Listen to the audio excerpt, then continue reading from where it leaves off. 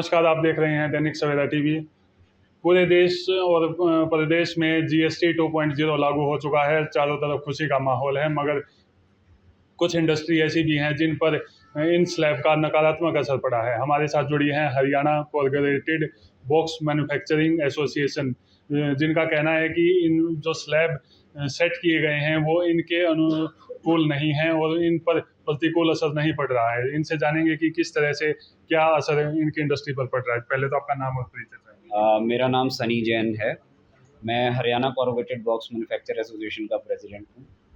और जैसे कि जीएसटी 2.0 एक बहुत ही अच्छा सरकार ने कदम लिया।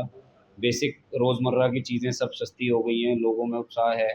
बट अगर हम बात करें अपनी इंडस्ट्री की, तो हमारी इंडस्ट्री में इस पे लेके बहुत ही निराशा है। जो कि जीएसटी दरों में पहले समानता होती थी, एक 12% की स्लैब होती थी जीएसटी में, वो सरकार ने हटा के 18 और 5 कर दी। तो उससे जो डायरेक्टली असर पड़ा है कि जो हमारी परचेज़ रॉ मटेरियल है, रॉ मटेरियल परचेज का जीएसटी इनपुट जो है वो 18% की स्लैब में चला गया, और जो हम सेल्स करते हैं फिनिश गुड्स, वो 5% की दर पे आ गया। तो ये जो 13% का डिफरेंस है, ये सरकार से रिफ़ंड लेने की प्रक्रिया में चला गया। और आज इस इकाई में अगर हम बात करें, छोटी बड़ी जितनी भी इंडस्ट्री, 20,000 से ज़्यादा इकाइयाँ एमएसएमई की जुड़ी हुई हैं, और 10 लाख से ऊपर श्रमिक इसमें डायरेक्टली जुड़े हुए हैं। और अगर छोटी इकाइयों को भी इस तरह की जीएसटी की रिफ़ंड प्रक्रिया में, जिनके पास अकाउंटेंट और सीए की उपलब्धि नहीं रहती, अगर उनको भी हर छोटी से छोटी चीज़ के लिए भी जीएसटी की रिफ़ंड प्रक्रिया में जाना पड़ेगा, तो कहीं न कहीं सबके लिए, हमारी इंडस्ट्री के लिए बहुत ही दुखद है।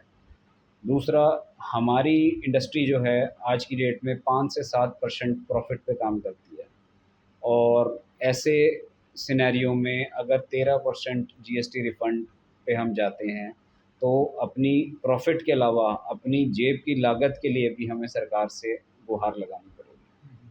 सरकार ने आश्वासन दिया है कि जीएसटी 7 दिन में रिफ़ंड हो जाएगा, बट उसके लिए भी एक प्रक्रिया फ़ॉलो करनी है, जो कि मुझे लगता है छोटी इकाइयों के लिए आसान नहीं होगा। और कहीं न कहीं छोटी बड़ी सब इकाइयों के लिए बहुत बहुत ही परेशानी की बात। तो क्या मांग की गई आपकी ओर से? हमारी मांग लगातार, जिस दिन से ही जीएसटी 2.0 आया है, उस दिन से ही हमारी सरकार से मांग चल रही है। हमारी लगातार और भी सारी स्टेट एसोसिएशंस, हमारी नेशनल बॉडी है एफसीबीएम, लगातार मिनिस्ट्री ऑफ फाइनेंस के टच में है, लगातार ज्ञापन जा रहे हैं। हमारी मांग सिर्फ ये है कि हमारी जीएसटी दरों में समानता लाई जाए। जो हम कच्चा माल जिस जीएसटी के रेट पे ख़रीद रहे हैं, हमारा तैयार माल भी उसी पे जाना चाहिए। और रिफ़ंड की प्रक्रिया को इतना सरल किया जाए कि ताकि छोटी इकाई भी को भी किसी परेशानी ना हो किसी भी तरह। हमारे साथ एसोसिएशन के अन्य सदस्य भी जुड़े हैं, उनसे जानेंगे कि किस तरह से आगे की तैयारियां की गई। पहले तो जी आपका नाम हो। मेरा नाम राव सलीम अहमद है। मैं Haryana corrugated box manufacturer association में जनरल सेक्रेटरी पद पे हूँ।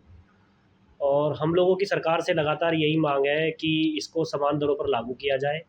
और जो कोरोगेटेड बॉक्स एसोसिएशन लगातार उनसे मांग कर रही है कि ये जो 13% का जो डिफरेंस सरकार द्वारा जीएसटी में लाया गया है, क्योंकि कच्चा माल 18% पे लेने के बाद 5% पर अगर हम उसको तैयार माल को बेचेंगे, तो जो 5% का 13% का जो डिफरेंस सरकार के जीएसटी विभाग में चला जाता है, उसको रिफ़ंड लेने की जो प्रक्रिया है उसको बहुत ही सरल किया जाए, नहीं तो इसको समान दरों पे दोबारा से लागू किया जाए।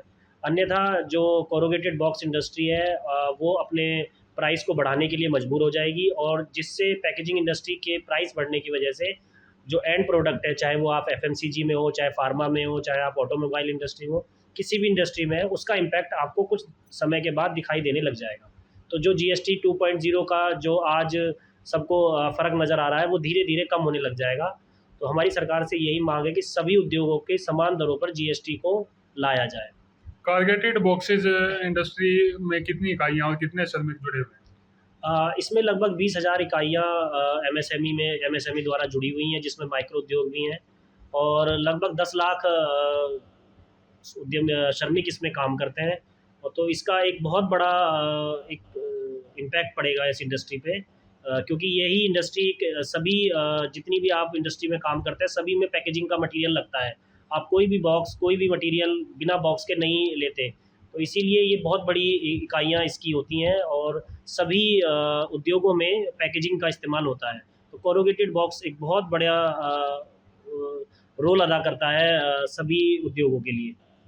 जी, कोरोगेटेड बॉक्सेज एसोसिएशन जो है वो मेनली जो पैकेजिंग बॉक्सेज है वो बनाने का कार्य करती हैं। तो हम बात करें कि किसी भी इंडस्ट्री में कोई भी हम सामान खरीदने जाते हैं तो वो पैकिंग में मिलता है, उससे सभी इंडस्ट्रियाँ कहीं ना कहीं कनेक्टेड हैं, तो उस पर कितना असर पड़ेगा?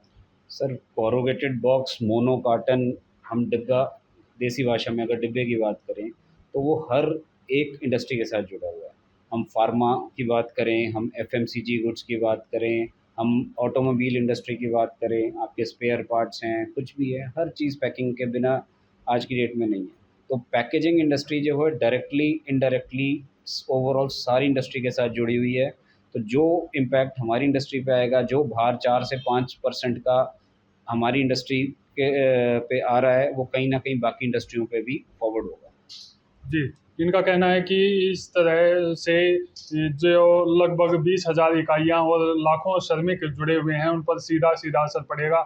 और यदि इंडस्ट्री ख़त्म होती है तो कहीं न कहीं सभी इंडस्ट्री से जुड़ी हुई हैं, और पैकिंग का जो बॉक्सेस बनते हैं, अगर उन पर असर पड़ेगा तो सभी चीज़ें महंगी होंगी। आज देश और प्रदेश खुशियाँ मना रहा है कि चीज़ें सस्ती हो गई हैं, मगर आने वाले समय में हो सकता है इसका कुछ नकारात्मक असर देखने को मिले। इनकी मांग है कि जो जीएसटी के स्लैब हैं वो बराबर किए जाएँ। इसी तरह की ताज़ा जानकारी के लिए जुड़े रहिए दैनिक सवेरा टीवी के साथ।